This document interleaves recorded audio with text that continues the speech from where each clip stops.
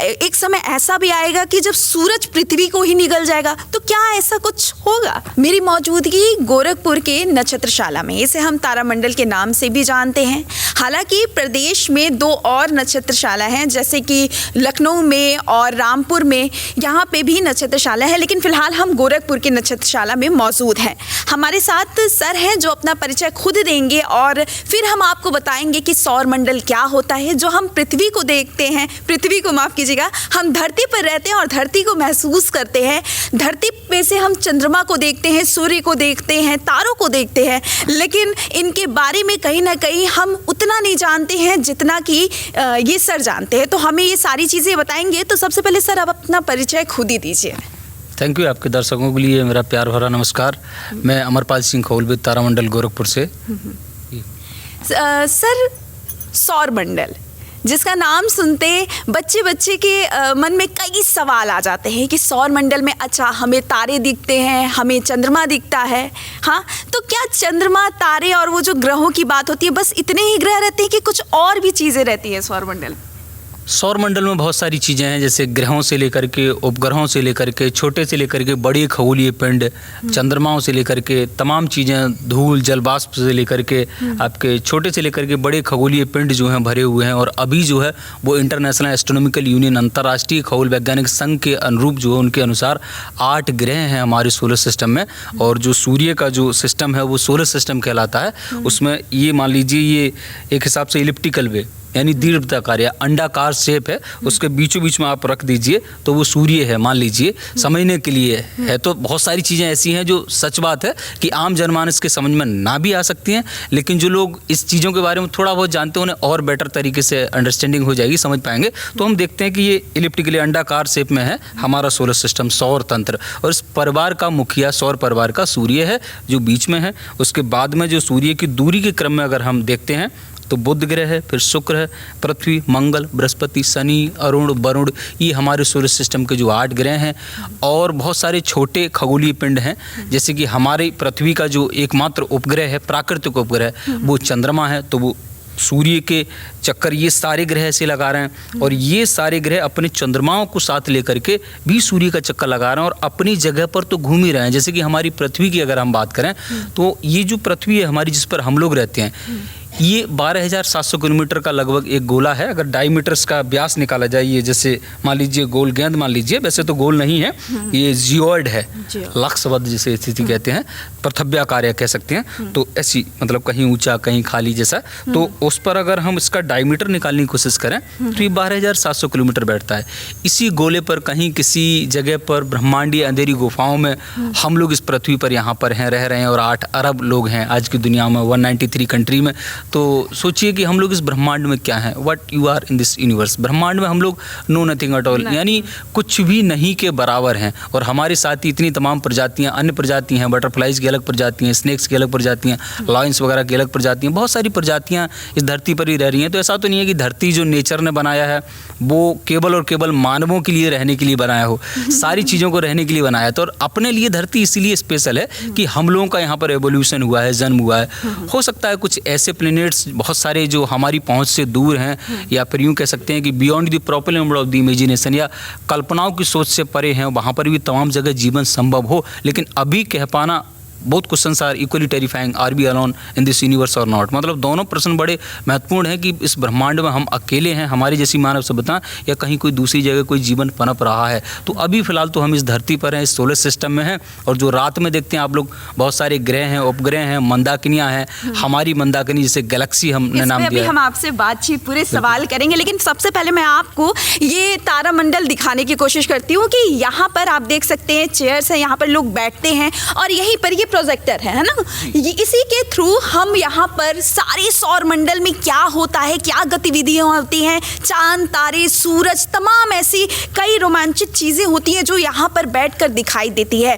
यहाँ पर कई सवाल भी लोगों के मन में आता है कि आखिर हमें जो यहाँ से चांद तारे दिखाई देते हैं, क्या सौर मंडल में भी ऐसे ही होते होंगे, कैसे होते होंगे, क्या होते होंगे, ये तमाम चीज़ें यहाँ पर सारी चीज़ें दिखाई देती है। हालांकि मैंने पहली बार यहाँ पर बैठकर चीज़ें देखी तो मन में बहुत सारे सवाल आए जो अभी मैं सर से खुद पूछूंगी। लेकिन सबसे पहले मैं आपको दिखाने की कोशिश करती हूँ कि ऑपरेटिंग सिस्टम कहाँ से ये शुरू किया जाता है और फिर कहाँ से ये चलता है। तो सबसे पहले यहाँ पर हम आते हैं और यहाँ पर सर हैं जो कि हमें बताएंगे कि वो कैसे चलाते हैं और क्या करते हैं। सर क्या करते हैं आप सबसे पहले? एक्चुअली यहाँ से कनेक्शन सीधा प्रोजेक्टर को है और इसमें जो है वो प्रोग्राम फीड है अपने। अच्छा। तो प्रोजेक्टर ऑन करेंगे, म्यूजिक सिस्टम ऑन करेंगे और इसको यहाँ से स्टार्ट, 1 क्लिक स्टार्ट है यहाँ पे। अच्छा, कितने वर्षों से आप यहाँ पे काम कर रहे हैं? हम लोग तो अभी 5 महीने से ही हैं यहाँ पे। अच्छा, 5 महीने हाँ, से। हाँ, अभी तो बदलते रहते होंगे लोग। नहीं, ये हम लोग प्राइवेट ब्राइटनो कंपनी की तरफ से है ना। अच्छा, तो कंपनियां वो होती रहती हैं? होती नहीं रहती है, पहली कंपनी है जो प्राइवेट इसको चला रही है। अच्छा। हाँ, पहले सरकारी थी। अच्छा, अब प्राइवेट चला रही है। हाँ जी हाँ। चलिए, तो यहाँ पे मैं आपको दिखा दूँ कि यहीं से आपकी चीज़ें सिस्टम चलती है और वहाँ पर सारी चीज़ें दिखाई देती है। फिर चाहे वो चांद हो या फिर सूरज हो या फिर एक तरीके से हम आकाश गंगा के बारे में भी बहुत सुनते हैं, उसके बारे में भी तमाम चीज़ें होती है। तो सर, अभी मैंने देखा, जब मैं शो देख रही थी तो एक सवाल है कि ब्लैक होल, ऐसा कहा जा रहा था कि कभी एक समय ऐसा आएगा कि ब्लैक होल सूरज को भी खा जाएगा। और फिर ऐसी भी कई चीज़ें आ रही हैं कि मैंने शो में देखा कि एक समय ऐसा भी आएगा कि जब सूरज पृथ्वी को ही निगल जाएगा। तो क्या ऐसा कुछ होगा? ये मानवीय थिंकिंग यानी सोच का नतीजा है। हम लोग सोच सकते हैं बहुत सारी चीज़ों के बारे में, जैसे कि मिस्टर अल्बर्ट आइंस्टीन ने खुद कहा है, imagination is more important then knowledge. यानी आपकी जो कल्पना शक्ति है वो ज्ञान से ज़्यादा बड़ी चीज़ होती है। यानी यूँ कह सकते हैं कि आप लोग कुछ भी सोच सकते हैं। तो ये एक हमारी कल्पना है कि अगर ऐसा होगा कि कहीं कोई ब्लैक होल सूरज का पीछा कर रहा हो, अभी ऐसा कुछ फाइंड आउट नहीं हुआ है। लेकिन हाँ, आप ये बता दीजिए हमारे दर्शकों को कि ब्लैक होल होता क्या? हाँ, ब्लैक होल बड़ा अच्छा क्वेश्चन है। दरअसल है क्या, सूर्य से बड़े तारे जो मतलब जैसे सूर्य हमारा ये 1 गुना है, इससे अगर 1.44 टाइम्स मतलब लगभग मान लीजिए 1.5 गुना बड़ा जो तारा बनेगा ब्रह्मांड में, अपने आप नेचुरली जो बनते हैं तारे, वो अगर फट जाता है तो फटने के बाद में क्या होता है कि जो एक लास्ट स्टेज होती है, वो फटने के बाद में एक स्पेस टाइम में अंतरिक्ष में ऐसे रीजन, एक क्षेत्र क्रिएट करता है ऐसे उसकी ग्रेविटी, गुरुत्वाकर्षण बल यानी अपनी तरफ खींचने की पावर जो है वो अनंत गुना हो जाती है। और डेंसिटी यानी मान लीजिए वजन कह सकते हैं ऐसे, घनत्व उसका वो बहुत ज़्यादा हो जाता है। कोई भी चीज़ अगर उसकी जद में उसके बाहर का जो एरिया है वहाँ, जैसे इवेंट होराइजन कहते हैं, अगर वहाँ भी आ गई तो वो धूलो जलवाष्प की फॉर्म में यानी यूँ कह सकते हैं एनर्जी की फॉर्म में तोड़ देगा, पूरी तरह से नष्ट कर देगा। तो उसको ब्लैक होल कहते हैं। और वो भी ब्लैक होल जो है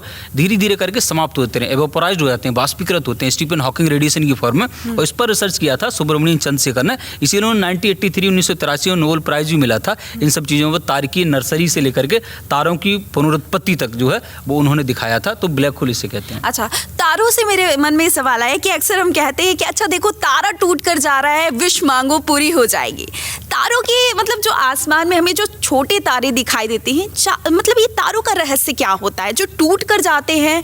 फिर उन तारों का क्या होता है? क्या ये वाकई सत्य होता है कि तारों के टूटने के बाद विश मांगा जाए तो पूरा होता है? कुछ इस तरीके की मनगढ़ंत बातें भी चलती है, इस पर क्या है? बिल्कुल, बड़ा अच्छा क्वेश्चन पूछा है। देखिए, टूटता हुआ तारा है क्या? दरअसल एक्चुअली उन्हें मीटियोर्स कहते हैं, उल्काएं कहते हैं। जो उल्का पिंड वगैरह होते हैं जो यहाँ से 100 किलोमीटर ऊपर जो है अंतरिक्ष से कुछ छोटी छोटी बॉडी कार के आकार के टुकड़े इतने बड़े होते हैं, उनके अंदर बहुत सारे मटेरियल्स वगैरह लेते हैं, लोह तत्व वगैरह से लेकर के फास्फोरस वगैरह, कैल्शियम वगैरह। तो वो उनसे मिलकर के ठोस सॉलिड संहति या मास की चीज़ें हैं, पिंड है, वो अपने सोलर सिस्टम की तरफ जब आ रहे होते हैं तो सूर्य के कारण या फिर बहुत सारे सोलर सिस्टम से बाहर से भी आते हैं, या फिर हमारे सोलर सिस्टम में जिसमें कि हम लोग मौजूद हैं, तो पृथ्वी की तरफ जब आ रही होती हैं बॉडीज, तो पृथ्वी का वायुमंडल है चारों तरफ, जैसे कि पहली परत है ट्रोपोस्फीयर, क्षोभ मंडल 12 से 18 किलोमीटर, ऐसे करके परत दर परत है, 5 परतें हैं जो, और फिर एक्सोस्फीयर बाहर मंडल, उससे फिर स्पेस शुरू होता है। यूँ कह सकते हैं यहाँ से 100 किलोमीटर ऊपर वो जो बाह्य तौर से पिंड जो आ रहे होते हैं वो पृथ्वी के वायुमंडल में दाखिल होते हैं, तो वहाँ टकरा जाते हैं, फ्रिक्शन, घर्षण, रगड़ लगती है, तो उनसे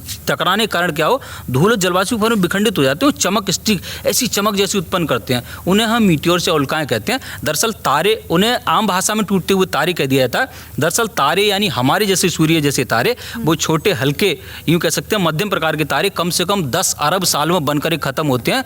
और सूर्य से बड़े बहुत सारे तारे होते हैं, जैसे युवा स्कूटी हुई, स्टीफनसन वगैरह हुए, बहुत सारे तारे ऐसे हैं जिनमें कई हजारों जैसे सूर्य उसके अंदर समा जाएंगे। और बहुत सूर्य जैसे तारे तो बहुत हैं जो आप लोग रात में देखते हैं, तो वो टूटते हुए तारे नहीं होते, वो मीटियोर से उल्काएं होती हैं।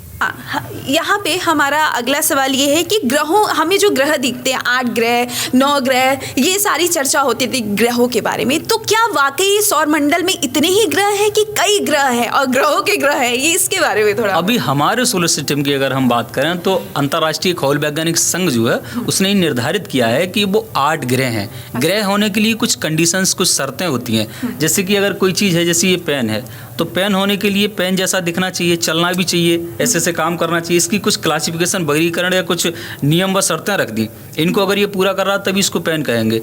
मोबाइल को पेन नहीं कह सकते। अगर मोबाइल को पेन कह देंगे तो फिर गड़बड़ा जाएगा। ह्यूमन ब्रेन एक ही चीज़ों को पकड़ना शुरू कर देगा तो किसी चीज़ को समझ नहीं पाएगा। तो अलग अलग उनके नामकरण करते हैं, नॉमेनक्लेचर करते हैं। तो ऐसे करके ग्रहों का जो नामकरण किया गया अंतर्राष्ट्रीय खगोल वैज्ञानिक संघ ने, वो क्या किया है कि वो देखा है कि गोल स्वरूप धारण करते हुए नजर आए, मतलब गोल जैसे दिखाई है। अपना चलने का एक रास्ता हो, जिसे ऑर्बिट या पाथ चलने का रास्ता कहते हैं। सूर्य के चारों तरफ सबका अलग अलग हो, दूसरे की रास्ता को नहीं काटें, चंद्रमा से छोटे ना हो। तो ऐसी बहुत सारी कंडीशंस जो रखी हैं, उनके आधार पर ही ग्रहों का वर्गीकरण या ग्रहों को बांटा गया। तो अब तक जो देख रहे हैं वो ये एक जैसे लगभग इन नियमों का पालन कर रहे हैं, उन्हें ग्रह कह दिया गया है IUU के अकॉर्डिंग। और बाकी जैसे कि पहले 26 से 24 अगस्त 2006 से पहले 9 ग्रह माने जाते थे, प्लूटो, यम जैसे कहते हैं, वो भी हमारे सोलर सिस्टम का हिस्सा था। अब तब से जो है बहुत सारे साइंटिस्ट ने ये रिसर्च पब्लिश किया, देखा, ऑब्जर्वेशंस लिए कि ये ग्रह नहीं है। ये जो हमारे सोलर सिस्टम से आउटर, बाहर बाउंड्री पे ऐसे बहुत सारे खगोलीय पिंड हैं जो भी सूर्य का चक्कर लगाते हैं। वूट क्लाउड वगैरह आया, बहुत सारी चीज़ें हैं, छोटे छोटे खगोलीय पिंड। तो वो क्या करता है, जैसे यूरेनस नेपच्यून की ऑर्बिट को काटता है तो उसे ग्रहों की सीरीज से बाहर कर दिया। ऐसा नहीं वो बाहर चला गया है वहीं पर, लेकिन उसका जो नियम थे जो मैंने बताया, उन नियमों का पालन न करने के कारण उसे ग्रहों का दर्जा से हटा दिया गया। तब से 2006 के बाद में अब हमारे सोलर सिस्टम में 8 ग्रह हैं। 8 ग्रह हैं। अच्छा, ग्रहों के वजन के बारे में देखा जाए तो एक ग्रह का वजन कितना होता होगा?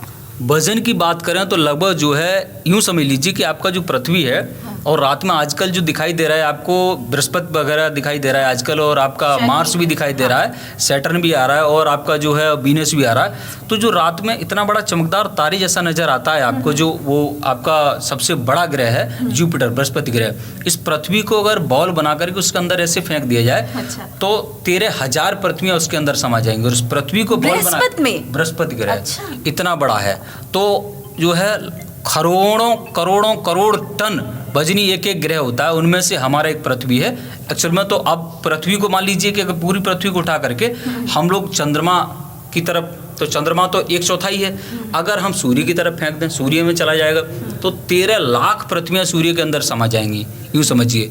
तो वजन के मामले में सबका अलग अलग मास होता है। अब जिसकी जैसा मास माने जिसका जैसा वजन, वहाँ की वैसी ग्रेविटी। जैसे कि जो पृथ्वी पर वजन है, उस वजन का अगर हम हमारा जो सबसे छोटा ग्रह बुध ग्रह, तो बुध ग्रह पर चले जाएं मान लीजिए, तो वहाँ पर कोई चीज़ को तोला जाए तो 1/3 यानी 1/3 हो जाएगी वजन के मामले में। जो चीज़ आपका वजन सोलर सिस्टम में जानना चाहते हैं, अब सबसे बड़ा ग्रह हमारा बृहस्पति, और बृहस्पति पर 2.5 गुना वजन हो जाएगा उसी चीज़ का। तो ये वजन का पैमाना जो है ग्रेविटी के अकॉर्डिंग निकाला जाता है। गुरुत्वाकर्षण बल जिस ग्रह का जितना है, मास जिस ग्रह का जितना है, उसके आधार पर अगर ज़्यादा बड़ा ग्रह तो ज़्यादा वजन हो जाएगा, हल्का ग्रह तो छोटा वजन हो जाएगा। चलिए, ग्रहों पर चर्चा हो रही है तो एक सवाल और मेरे मन में आ रहा है। ज्योतिष शास्त्र में कहा जाता है कि शनि आपका बहुत प्रबल हो चुका है, या फिर ये कहे कि सूर्य आपका अस्त हो चुका है, बृहस्पति आपके मूल उसमें नहीं है। साइंटिफिक यानी वैज्ञानिक दृष्टिकोण से ये क्या कहता है, ये मुझे देखिए। इसके पीछे एक्चुअल में है क्या, ये 2 चीज़ें हैं, एक एस्ट्रोनॉमी होती है और एक एस्ट्रोलॉजी होती है। ज्योतिष विद्या, हाँ, ज्योतिष विद्या। तो ज्योतिष को 2 पार्ट में डिवाइड किया जाता है। एक जो है वो आपका फलित ज्योतिष होता है, दूसरा गणित ज्योतिष होता है। देखिए, गणित का मतलब गणितीय होता है। जैसे कि अगर हम यहाँ पर 2+2 करते हैं तो 4 ही आता है। ऐसी कोई दिक्कत नहीं है यहाँ पर इंडियंस के लिए कि हमें 2+2 4 पढ़ाए गए। काश मेरा नाम अमेरिका में लिखा दिया होता तो 2+2 8 पढ़ाए जाते, कॉज वो हो सकता है ऐसा कहते हो कि 2+2 = 8 कॉज अमेरिका इज ग्रेट। ऐसा नहीं कह सकते वो लोग भी, ये नारा नहीं लगा सकते शायद मेरे हिसाब से अब तक। हो सकता है आगे लगाएं, किसी को नहीं पता, लेकिन अभी तक तो नहीं हो सकता। तो हर जगह कैलकुलेशन सेम आती है, इसको गणित कहते हैं। तो अगर वो गणित करते हैं किसी चीज़ का तो वो गणित ठीक है, लेकिन उसमें फलित ज्योतिष ने जो गोरख धंधा बनाना शुरू कर दिया चीज़ों का, वो एक हिसाब से गलत है। किस चीज़ को जो है वो गलत वे में, इसका अभी तक कोई इंटरनेशनल रिसर्च पब्लिश नहीं हुआ है। ऐसा कुछ भी नहीं है कि किसी ग्रह का किसी पर कोई प्रभाव पड़ता हो। तो प्रभाव तो इस धरती का भी हम पर पड़ता है, हम लोगों का हर चीज़ का प्रभाव पड़ता है, स्वाभाविक बात है। लेकिन ऐसा कुछ भी नहीं है, उसमें हम लोग मैथमेटिक्स करते हैं। ऐसा नहीं है कि जैसे हम लोग रॉकेट भेज रहे हैं मंगल ग्रह पर तो वो जाकर के बुध ग्रह पर उतर जाए, ऐसा नहीं हो सकता ना। तो अब 12 राशियों में ही 8 अरब आदमी को कैसे बांट देंगे आप लोग। और ये राशियां जो हैं वो विदेशी मूल की हैं, सच बात ये बेबीलोनियंस मूल की हैं। अगर आप लोग जो भी लोग जानने वाले हैं वो इस चीज़ को देखें, ऑब्जर्व करें, तो फाइंड आउट करें, गहराई से पढ़ें प्राचीन खगोल विज्ञान को, आप देखेंगे कि नक्षत्र जो हैं वो देसी हैं और राशियाँ विदेशी हैं। कड़वा सच है ये, हम लोग अडॉप्ट करते हैं तमाम चीज़ों को इधर से उधर। आज भाषा भी जो हम आप बोलते हैं वो प्योर तो कोई भाषा हो ही नहीं सकती ना अपने आप में। तो ऐसे करके जो है वो इन्होंने फलित ज्योतिष वगैरह को ज़्यादा वो दे दिया। तो इसीलिए ज्योतिष एक अलग विद्या है और ज्योतिष का काम जो है ये सब नहीं है। इधर साइंस जो है वो प्योर मैथमेटिकल अप्लाइड फिजिक्स है, ये नहीं यूँ कह सकते हैं। वो प्योर जो है भौतिकी की संरचना है, प्योर विज्ञान है।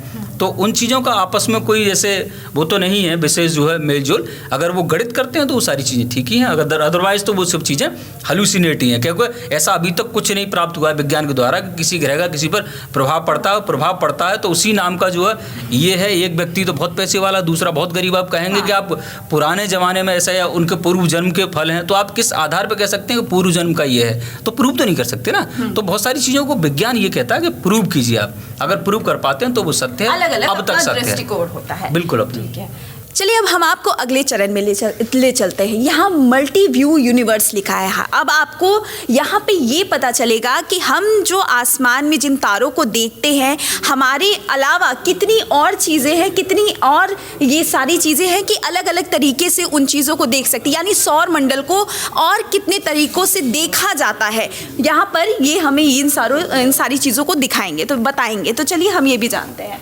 ये multi view of the universe मतलब बहुत तरंग धैर्य ब्रह्मांड। जैसे होता क्या है कि हम लोग जो देखते हैं सारी चीज़ें वो ऑप्टिकल होती है, यानी दृश्य प्रकाश जो हम देखते हैं हम तो वही सत्य मानते हैं। लेकिन ऐसा नहीं है, वास्तव में जो हमें दिखाई दे रहा है वही सत्य है। ये है कि जो हम देख रहे हैं वो है, लेकिन ऐसा नहीं है कि जो हम नहीं देख सकते वो नहीं है। यानी उसी चीज़ को अगर हम अपनी दृश्य आंखों से देखते हैं तो सेम चीज़ जो है वो ऐसी नज़र आती है। अगर उसका अगर उसको एक्सरे में देखते हैं, उसी चीज़ का एक्सरे कर लेते हैं तो वो ऐसी दिखाई देती है। तो एक्स रेज, एक्स किरणों में ये अलग है, ये ऑप्टिकल लाइट में, ये दृश्य प्रकाश में ये अलग है। दूसरा गामा में देखते हैं, गामा प्रकाश में जो है, गामा रेज में, गामा किरण में ये ऐसा दिखाई देगा ब्रह्मांड। तो ये अलग अलग विंडो हैं, यानी यूँ कह सकते हैं अलग अलग खिड़कियों से ब्रह्मांड को हम लोग झांक सकते हैं। जैसे रेडियो वेव्स, तो रेडियो टेलीस्कोप वगैरह के माध्यम से हम लोग देखते हैं। तो जैसे ये आपके सिग्नल वगैरह होते हैं सब रेडियो वेव्स ही होते हैं। तो ये सिग्नल जो जा रहे हैं वो दिखाई तो नहीं दे रहा, लेकिन जा तो रहा है, स्वाभाविक सी बात है। तो हम देखते क्या है कि इस चीज़ को ये हम जो देख रहे हैं दूरबीन से, तो वो यूनिवर्स जो है वो ऑप्टिकल यानी इसमें दिखाई देता है। हम जो भी दुनिया देखते हैं वो दृश्य दुनिया है ना। लेकिन ब्रह्मांड से तरह तरह की ऊर्जा और भी आ रही होती है, एनर्जी और भी आ रही होती है, या फिर और भी किरणें आ रही होती हैं। उन किरणों को, उन एनर्जी को हम जब रेडियो टेलीस्कोप से देखते हैं तो वो रेडियो वेव्स होती हैं, रेडियो तरंगे जिन्हें कहते हैं। ऐसे ही माइक्रोवेव्स होती हैं, तो माइक्रोवेव्स में अलग होगा, मॉलिक्यूलर हाइड्रोजन अलग होगा, इंफ्रारेड में देखेंगे तो इंफ्रारेड अलग है। तो इन सारी तरीक़ों से हम देख सकते हैं ब्रह्मांड को। तो कह सकते हैं कि ये multi view of the universe है, यानी बहुत तरंग धैर्य ब्रह्मांड है। ये तमाम विंडो हैं, ये सारी। यहाँ पे भी हमें कुछ चीज़ें दिखाई दे रही है, जैसे बिग बैंग, इस तरीके की चीज़ें। इन लोग का ये सारी चीज़ें क्या होती है, इसके बारे में थोड़ा हमें बताएं। तो ये दरअसल दिखा रहा है, बहुत सारी थ्योरीज दी गई। थ्योरी का मतलब साइंटिफिक कैलकुलेशंस, साइंटिफिक थ्योरीज मतलब वैज्ञानिक जो थ्योरी हैं वो। ऐसा नहीं है कि कुछ भी कह दिया मुंह से तो हो गया, ऐसा नहीं होता। प्रूव्ड करते हैं उन सारी चीज़ों को। पूरी दुनिया के बर्ड साइंटिफिक कम्युनिटी, विश्व वैज्ञानिक समुदाय उन्हें प्रूव करता है। जैसे देखा कि ये ब्रह्मांड जो है वो हो सकता है बहुत सारे ब्रह्मांड हो, अच्छा, हो सकता है एक ही ब्रह्मांड हो। तो लोगों ने आज से लाखों साल पहले के जो मानव इस धरती पर रहा करते थे, उनकी ऐसी सोच और पर संकल्पनाएं रही थी कि क्या हम इस ब्रह्मांड में अकेले हैं, क्या ये ब्रह्मांड शुरू कैसे हुआ, ये चांद तारे कैसे आए। पहले लोग ऐसा मानते थे, पुराने ज़माने के लोग, कि ये दिन में कोई बड़ा सा दीपक जला देता है, जिसे आज हम तारा कहते हैं, अपना सूर्य। रात होने पर इस दीपक को बुझा देता है, दीपक को, और रात में छोटे छोटे दीपक जला देता है, छोटे छोटे तारे। तो ये कौन कर रहा है, ये सब गुस्ताखियाँ कौन कर रहा है आखिर? ये तमाम चीज़ें उन्होंने जानना चाहा, उनका ब्रेन में नए नए क्वेश्चंस आए फिर कि हम कहाँ से आ गए, हम ऐसे कैसे हो गए। फिर लोग डेथ हो जाती है तो ऐसा कैसे हो जाता है, ये कहाँ चला गया। कि ऐसे क्वेश्चंस जो होते हैं, व्हाई, व्हाट, व्हेन, हाउ, मतलब कब, कहाँ, क्यों, कैसे, इन प्रश्नों का जवाब जानने के लिए और समस्त ब्रह्मांड की संरचनाओं को समझने के लिए उन्होंने कुछ जो है क्वेश्चंस किए अपने आप से, उनका जवाब जो है इस ब्रह्मांड से जानने की कोशिश की। उनमें से फिर उन्हें गणितीय फॉर्म में जाना, क्योंकि हमारे पास सबसे अच्छा एक माध्यम है किसी भी चीज़ को वेरीफाइड, बोनाफाइड, प्रमाणित करने का, गणित। अगर उसका गणित आता है ठीक, तो वो गणित हर जगह एक ही होता है। जैसे मैंने बताया 2+2 4 यहाँ तो वहाँ भी, या America, USA, Japan, France, Canada, Britain, Poland, Belgium, कहीं भी 4 ही होंगे तो ठीक है। ऐसा नहीं है कि वहाँ पर 8 हो जाए, कहीं 9 हो जाए तो गड़बड़ है। पहले तो अपना मैथ ठीक कीजिए। तो अब ऐसे हम लोग देख रहे हैं कि ये जब यूनिवर्स को हम जानने की कोशिश करते हैं तो इसका जन्म कैसे हुआ। तो बहुत सारी थ्योरीज आती हैं, जैसे मल्टीवर्स थ्योरी है, स्ट्रिंग थ्योरी है, वाइब्रेटिंग यूनिवर्स थ्योरी है, बहुत सारी। उनमें से एक थ्योरी जो है वो दिखा रहा है, ये बिग बैंग थ्योरी है। ये बर्थ ऑफ द यूनिवर्स दिखा रहा है। ब्रह्मांड का जन्म आज से 13.7 अरब साल पहले इस थ्योरी के अकॉर्डिंग जो है। इससे पहले no time, no temperature, no matter, no energy. उसके बाद में ये सारी चीज़ें बॉर्न यानी पैदा होनी शुरू होती हैं। और 10⁻⁶ सेकंड यानी इतने कम समय में हम देख रहे हैं कि क्वार्क्स नाम के कण बनते हैं। जैसे हम ये दुनिया जो देखते हैं वो एटॉमिक बॉडी, एटम से बनी हुई है। अब एटम का मतलब जैसे कि उसका एटम भी जो है वो इलेक्ट्रॉन, प्रोटॉन, न्यूट्रॉन नाम के कणों से मिलकर, उनसे छोटे कणों में अगर हम जाएं तो हम देखते हैं ये क्वार्क्स होते हैं। ये भी 6 टाइप्स के quarks, up, down, charm, strange, bottom वगैरह वगैरह। तो ये कंबाइन होते हैं, जुड़ते हैं। न्यूट्रॉन्स और अदर पार्टिकल्स वगैरह हैं वो प्रोटॉन्स बनाते हैं, फिर क्वार्क्स वगैरह बनाते हैं। तो ये सब चीज़ें बनना शुरू होती हैं। फिर जैसे इतने कम समय में ये चीज़ें बनी, ब्रह्मांड में 100 सेकंड गुजर जाते हैं, न्यूक्लियाई का निर्माण होता है। प्रोटॉन, न्यूट्रॉन्स जो हैं वो कंबाइन होते हैं, मतलब मिलते हैं, हल्के छोटे छोटे नाभिक बनाते हैं इसमें। फिर दूसरा एटम्स वगैरह का फॉर्मेशन होता है। पहला एटम्स वगैरह जो है वो बनना शुरू होते हैं। तो 3 लाख साल व्यतीत हो जाती हैं, गुजर जाती हैं, तो एटम का फॉर्मेशन यानी जो है बनना शुरू होता है। तो सीड्स ऑफ गैलेक्सीज उदाहरण, ब्रह्मांड में जो है बहुत सारी गैलेक्सीज वगैरह हैं, मंदाकिनियाँ हैं, उनके यानी कह सकते हैं बीज पड़ना शुरू होती है। ये सब क्या है, ये धूल, जलवाष्प, गैस, ये सब वही है पूरा। धूल, जलवाष्प, गैसेस का कमाल है। तो ये दिखा रहे हैं बिलियन ईयर्स में जो है, मिलियन ईयर्स में ये होता है। फिर आगे सुपरनोवा एक्सप्लोजन वगैरह दिखा दिया, जैसे कि सूर्य से बड़े तारे जो होते हैं वो फट जाते हैं। फटने के बाद में बहुत ज़्यादा चमक इमिट कर देते हैं, उत्पन्न कर देते हैं। उसी को सुपरनोवा कहते हैं, सूर्य से फटा हुआ तारा। और ये एक पॉइंट जो दिखाई दे रहा है, हर एक पॉइंट अपने आप में, ये जो छोटे छोटे ये सब पॉइंट्स अपने आप में एक गैलेक्सी है। और हमारी गैलेक्सी से बहुत बड़ी गैलेक्सीज हैं। इन्हीं में से तो एक, कई गैलेक्सी होती हैं, खरबों खरब गैलेक्सीज हैं अब तक, जो बहुत सारी जो अंतरिक्षीय दूरबीन जैसे हबल टेलीस्कोप्स वगैरह हुई, या फिर JWST यानी जेम्स वेब स्पेस टेलीस्कोप हुई, जो अंतरिक्ष में भेज दी गई हैं, वहाँ से ब्रह्मांड को देखा जा रहा है। तो उसमें खरबों गैलेक्सीज हैं, खरबों छोटे बड़े खगोलीय पिंड हैं, ग्रह, उपग्रह, तारे, ग्रहकां, धूमकेतु, मीटियोर्स, उल्काएं, बहुत सारी, पूरा ब्रह्मांड, ये सब अपने आप में एक गैलेक्सी है। ये जो दिखाई दे रही है, ये जो छोटे छोटे ये छोटे छोटे पार्ट्स सब गैलेक्सी हैं, अपने आप में गैलेक्सी हैं ये। अच्छा, सोच भी नहीं सकते ब्रह्मांड कितना बड़ा है। सच बात यही है। मतलब ये हम सब लोग गैलेक्सी तो छोटे से एक तरीके से कह दिया जाए, बिल्कुल बहुत बहुत छोटे हैं। कहाँ हैं हम लोग इनमें से? कोई पॉइंट उठा के देख लीजिए। ये सुपरनोवा दिखा रहा है कि जैसे फट जाता है तारा तो उसके बाद में जो है वो ऐसे ऐसे करके गैसेज वगैरह निकल जाती हैं, बहुत सारी जो है गैलेक्सीज बनना शुरू होती हैं। और ये सूर्य जैसे तारे वो फटते नहीं है, वो धीरे धीरे करके क्या होते हैं, अपनी गैसेस को ऐसे बाह्य आवरण ऐसा खोलते रहते हैं, जैसे प्लेनेटरी नेबुला, ये ग्रहीय निहार क्या कहते हैं, बड़ी सुंदर जो फॉर्म में नजर आती है। अब हम पहुंच चुके हैं, देख रहे हैं कि हमारे पड़ोस की गैलेक्सी है जिसका नाम एंड्रोमेडा रखा है। अच्छा, हाँ, शर्मिष्ठा जिसे कहते हैं हिंदी में। तो ये एंड्रोमेडा जो है अब क्या हो रहा है कि इसकी तरफ बढ़ती जा रही है। अच्छा, और ये जो है हमारी गैलेक्सी है, ये मंदाकिनी, अच्छा, मतलब दुग्ध मेघला जिसका नाम है। ऐसी बहुत सारी ये भी एक अलग है, मतलब ये अलग गैलेक्सी है अपने आप में, ये अलग गैलेक्सी। मेरे मन में एक सवाल आ रहा है कि मतलब जिस तरीके से ये हमारी गैलेक्सी है, यहाँ पे भी लोग होते होंगे इस अभी तक तो ऐसा नहीं है। देखिए, हमारी ही गैलेक्सी की अगर हम बात करें तो ये 1 लाख लाइट ईयर में है। 1 लाख लाइट ईयर का मतलब अगर यहाँ से यहाँ तक जाएं 3 लाख किलोमीटर 1 सेकंड में भागते जा रहे हैं और यहाँ तक जाने में 1 लाख साल लग जाएंगे। 1 लाख लाइट ईयर का मतलब होता है ये। तो कितना, 3 लाख किलोमीटर 1 सेकंड में भागें तब 1 लाख साल लग जाएंगे। 1 लाख साल। और मानव कितने लाख साल जीते हैं? 5 लाख साल जीते हैं क्या? सिवाय की बात है, नहीं जीते वो। 100 साल तो मान लीजिए बहुत कम ही लोग प्राप्त कर पा रहे हैं। 60 पर जाकर के तो जो है डॉट हो जाती है, 60 70 कमी 80 ले। मैक्सिमम है। तो सोचिए क्या कभी मानव सभ्यता अपनी ही गैलेक्सी को एक्सप्लोर कर पाएगी, वो भी स्पीड ऑफ लाइट से। पूरे ब्रह्मांड में सबसे तेज स्पीड होती है वो लाइट की ही है, अब तक जो मेजर की गई है 3 लाख किलोमीटर एक सेकंड में, 3 × 28 मीटर पर सेकंड। यानी तो उस स्पीड से जाएं तब भी 1 लाख साल लग जाएगा अपनी गैलेक्सी को क्रॉस करने में। और ये तो सब बहुत दूर दूर की अलग गैलेक्सीज हैं, और उनमें जो है ये ब्लैक होल है। हर गैलेक्सी के सेंटर में अब तक ये पाया गया है कि एक ब्लैक होल होता है। सेजिटेरियस ए नाम का ब्लैक होल है, इसके अंदर दूसरा ब्लैक होल है। ऐसी बहुत सारी गैलेक्सीज हैं जो मैंने दिखाए, हर एक पॉइंट अपने आप में वो सब गैलेक्सीज हैं। अच्छा। उन गैलेक्सीज में इसमें भरे हुए हैं बहुत सारे तारे, करोड़ों तारे। तो इसमें करोड़ों भी ग्रह। तारे होंगे, इसमें हाँ, भी ग्रह होंगे। हाँ, तारे, ग्रह, उपग्रह। लेकिन हमारा जो ग्रह है इसमें ये देख रहे हैं बहुत सारे ग्रह हैं इसमें। हाँ। लेकिन ये जो गैलेक्सी का सेंटर है इससे यहाँ पर जो है लगभग जो है 30,000 लाइट ईयर की दूरी पर जो है वो ये है हमारा सोलर सिस्टम, सौर तंत्र। मुखिया हमारा सूर्य अपने सारे ग्रहों को, यानी यूँ कह सकते हैं पूरा अपने सभी चिल्ड्रंस वगैरह को लेकर के यहाँ पर बसे हुए हैं।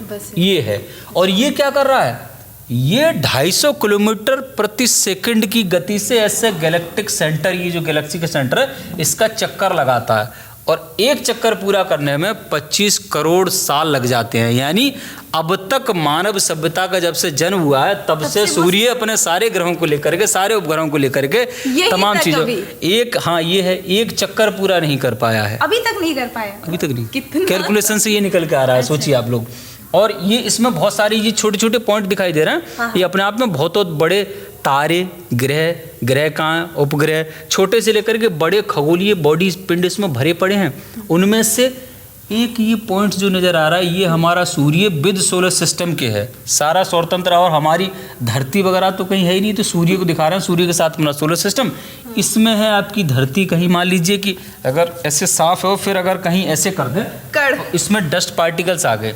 इनमें से सबसे छोटा कोई डस्ट पार्टिकल हो जो इलेक्ट्रॉन माइक्रोस्कोप से भी दिखाई नहीं दे, यानी आपकी सोच से भी बहुत ज़्यादा छोटा, beyond the proper off the image, आपकी कल्पनाओं की सोच से भी छोटा मान लीजिए, वो कहीं पर यहाँ है। अगर बहुत दूर से देखेंगे तब सोचिए ये इसमें पृथ्वी है, इनमें कहीं छोटा सा कण वो है पृथ्वी, उस पर वो 12,700 किलोमीटर का ये गोला है, उसमें हम सब लोग रह रहे हैं। 8 billion people now is living on this planet, 8 अरब लोग रह रहे हैं, अप्रॉक्स 193 कंट्री में बटे हुए हैं। उनमें भी कहीं आप लोग होंगे। वेर यू आर, खोज लीजिए इसमें कहाँ किस कोने में अब पड़े इसमें हैं। आप अपने आप को खोजने की कोशिश करिएगा। तो चलिए हम आगे बढ़ते हैं और भी चीज़ों के बारे में जानते हैं, क्योंकि बहुत ऐसे चीज़ें हैं जो मैं पहली बार खुद देख रही हूँ और जान रही हूँ। तो चलिए अब इसके बारे में भी जानते हैं। तारों के निर्माण की प्रक्रिया दिखा रहे हैं, ये भी सब उसी का हिस्सा है। उसको ओपन कर दिया, ऐसे मान लीजिए जूम कर दिया हमने, बढ़ा दिया है। तो ये दिखा रहे हैं बहुत सारी गैसेस भरी हैं, उसमें डस्ट पार्टिकल, धूल के कण, एनर्जी है। तो उनमें से क्या होता है कि गुरुत्वाकर्षण बल, जैसे बहुत सारी गैसेज अलग अलग हैं, उन्हें ऐसे ऐसे गुरुत्वाकर्षण बल, ग्रेविटी इकट्ठा करती है, इकट्ठा करके जो है ऐसे करके इकट्ठा कर देती है और कंप्रेस करती है, दबाती है। तो दबाती है, जब हाइड्रोजन की गैसेज को ऐसे करके दबाया जाता है बहुत तेजी से, 10 to the 8 केल्विन टेम्परेचर पहुंच जाता है, तो इनके अंदर जो है मॉलिक्यूल्स के आयनाइजेशन, वाइब्रेशंस होता है, यानी यूँ कह सकते हैं रगड़ बहुत तेजी से लगती है। तो थर्मोन्यूक्लियर फ्यूजन, नाभिक की संलयन होता है, उसके कारण वो चमक उत्पन्न होती है। तो एक तो गुरुत्वाकर्षण बल, तो ये तारा जो है गैसेज है इन्हें ऐसे करके अपनी तरफ बांधे पड़ा है। ग्रेविटी काम होता है, ऐसे फेंका तो नीचे अपनी तरफ खींचती है ग्रेविटी, तो इसको ग्रेविटी एक तो अपनी तरफ बांधे, दूसरा इसके अंदर से जो फोर्स निकल रहा है प्रेशर लगाने के कारण टेम्परेचर बढ़ेगा, P प्रोपोर्शनल टू T।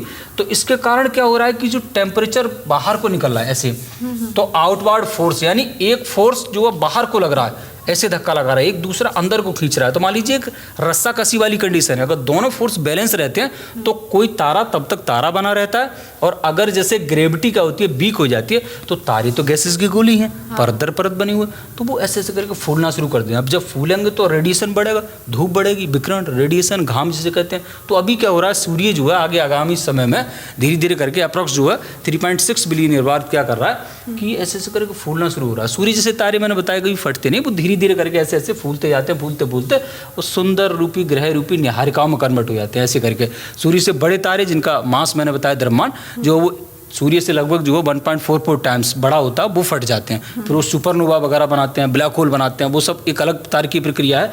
लेकिन इसकी अगर हम बात करें तो ये ऐसे ऐसे करके टेम्परेचर जब बढ़ता जाएगा, तो ये बुध ग्रह है जो सूर्य के सबसे नज़दीक में है। तो यहाँ पर तो किसी के रिलेटिव्स रहते नहीं, किसी के रिश्तेदार यहाँ है नहीं, यहाँ और ज़्यादा बढ़ जाएगा टेम्परेचर, यहाँ 20,000 डिग्री टेम्परेचर जाएगा, तब भी यहाँ पर किसी का कोई दिक्कत नहीं है कि हाँ भाई हमें दिक्कत होगी यहाँ पर, चलिए ठीक है।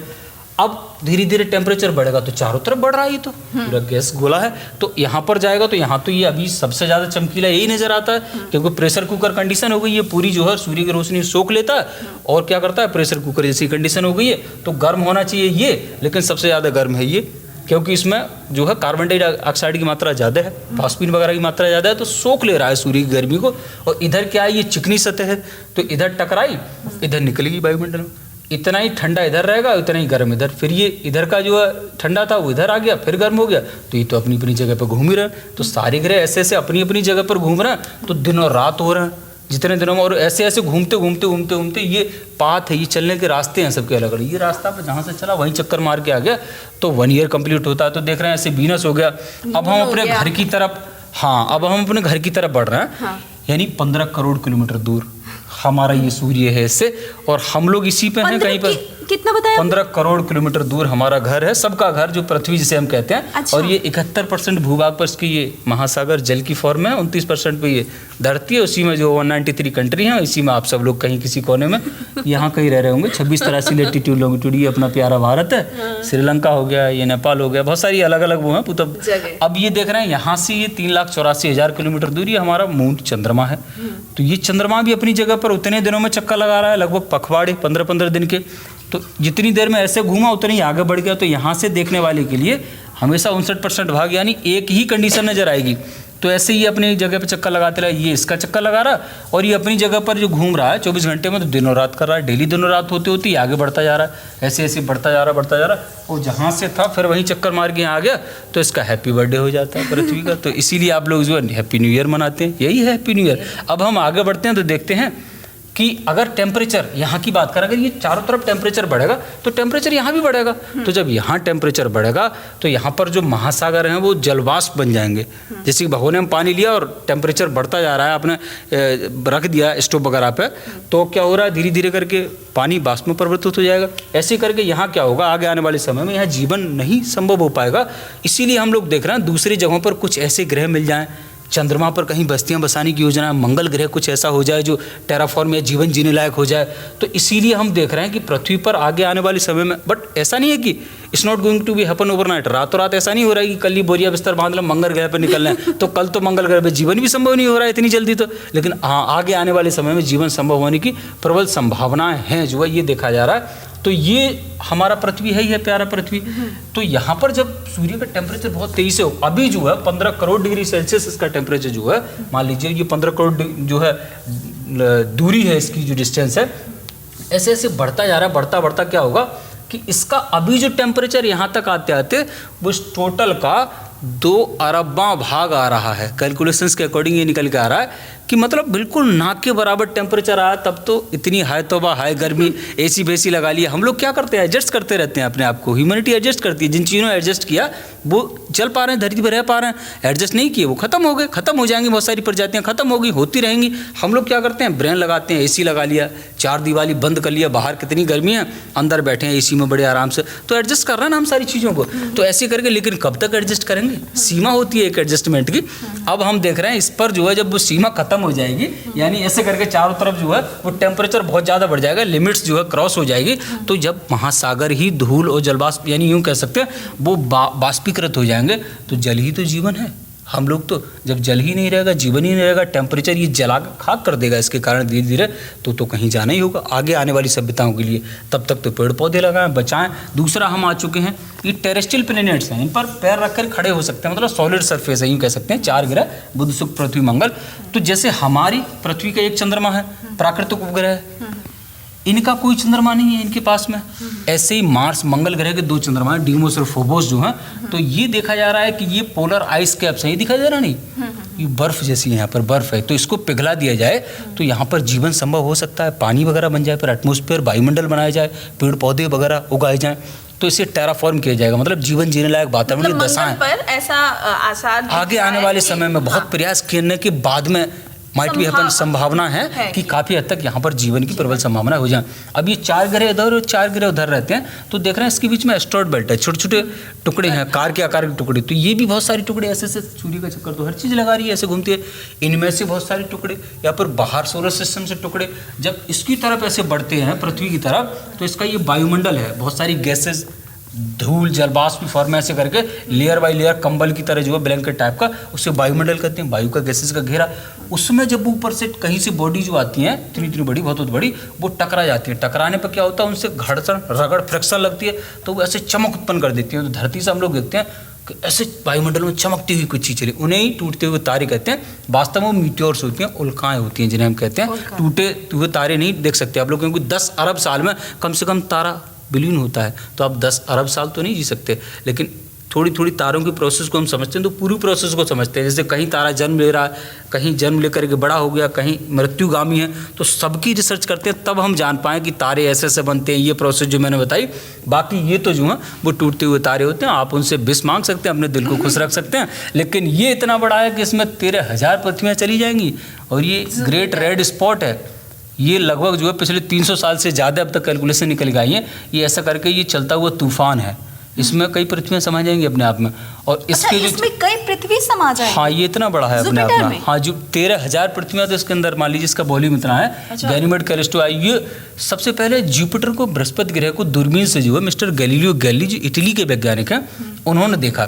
तो अपनी दूरबीन जब सी देखी तो उन्होंने देखा, पहले लोग मानते थे कि ये पृथ्वी जो है वो सोलर सिस्टम का केंद्र है। फिर बाद में चीज़ें समझ में आई कि अगर पृथ्वी सोलर सिस्टम का केंद्र होती तो ये क्या है जो दूरबीन से दिखाई दे रहा है, और ये क्या है जो इसके चारों तरफ घूम रहे हैं। अगर ये जब इसके चारों तरफ घूम रहे हैं तो कहीं ना कहीं ये सारी चीज़ें ऐसा लग रहा है कि इसकी चारों तरफ ना घूम करके पृथ्वी के किसी और की चारों तरफ घूम रही है पृथ्वी। ऐसे लगता है रात में आप देखेंगे सारे ग्रह, उपग्रह या फिर कोई भी चीज़ें जो है वो पूरब से पश्चिम की तरफ जाती हुई नजर आएंगी, क्योंकि पृथ्वी जो है वो पश्चिम से पूरब की तरफ घूम रहा है। और ये 28 किलोमीटर 1 सेकंड में भाग रहा है ऐसे करके सूर्य की चारों तरफ, और ये 365 या 66 दिन लेता है, तब 1 साल होती है, 24 घंटे में अपनी जगह पर, और ये हम सबको लेकर एक भाग रहा है। सोचिए अगर थोड़ी देर रुक जाए तो क्या हाल होगा। तो ये जो है वो सबसे बड़ा ग्रह है हमारे सोलर सिस्टम का। तो इनको देखा कि ये 4 क्या हैं चमकती हुई चीज़ें, तो उन्होंने इनका नाम रख दिया, जैसे पुराने जो है पौराणिक व्याख्यानों के अनुसार कैलिस्टो, गैनीमेड, आयो, यूरोपा और बहुत सारे जो है मून्स वगैरह हैं जुपिटर के। तो ये बृहस्पति ग्रह की खोज हुई। ये देख रहे हैं, ये रिंग्स ऑफ सैटर्न का सैटर्न शनि ग्रह 1.5 किलोमीटर मोटा बर्फ के टुकड़ों से बना हुआ छल्ला है, सॉलिड, बहुत सारे टुकड़े हैं इतने बड़े कार के आकार के, और ये गैसेस का गोला है। तो अगर इस पूरे ग्रह को मान लीजिए उठा करके बड़े हुए समंदर में रख दिया जाए तो ये तैराना शुरू कर दे, क्योंकि गैसेस जाइंट है, डेंसिटी मतलब वजन बहुत कम है।